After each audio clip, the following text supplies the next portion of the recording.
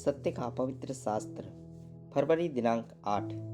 यहोवा की आंखें धर्मियों पर लगी रहती हैं और उसके कान भी उसकी दुहाई की ओर लगे रहते हैं। भजन संहिता 34 का 15 पद, भजन संहिता 65 का 2 पद। हे प्रार्थना के सुनने वाले, सब प्राणी तेरे ही पास आएंगे।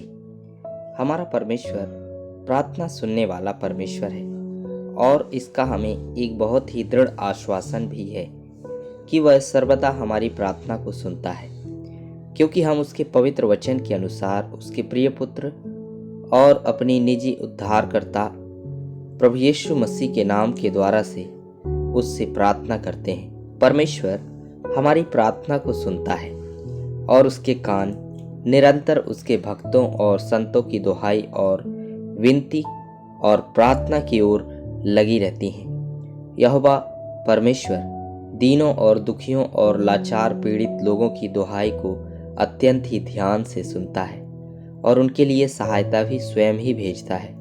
उदाहरण के लिए हाजिरा और इस्माइल की पुकार को यहोवा ने सुनी और उनकी सहायता भी की। उत्पत्ति 16 अध्याय का 11 पद, 21 अध्याय का 17 पद। और यहोवा के दूत ने उससे कहा, देख तू गर्भवती है और पुत्र जनेगी, सो उसका नाम इस्माइल रखना, क्योंकि यहोवा ने तेरे दुख का हाल सुन लिया है।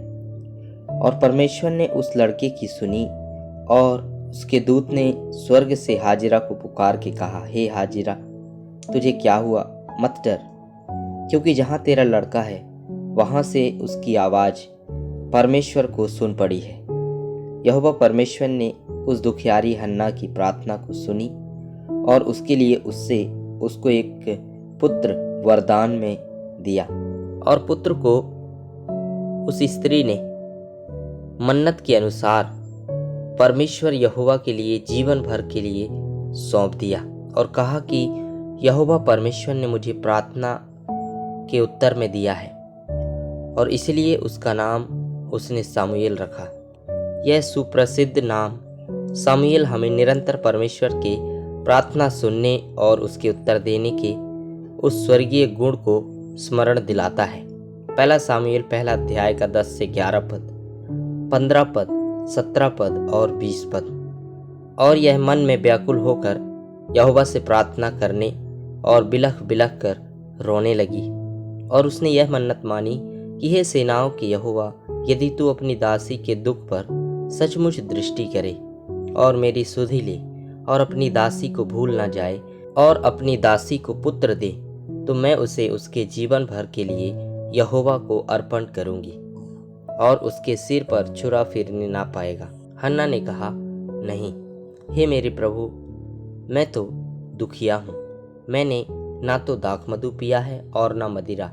मैंने अपने मन की बात खोलकर यहोवा से कही है। एली ने कहा, कुशल से चली जा, इज़राइल का परमेश्वर तुझे मन चाहा वर दे। तब हन्ना गर्भवती हुई और समय पर उसके एक पुत्र हुआ और उसका नाम सामुएल रखा, क्योंकि वह कहने लगी, मैंने यहोवा से मांग कर इसे पाया है।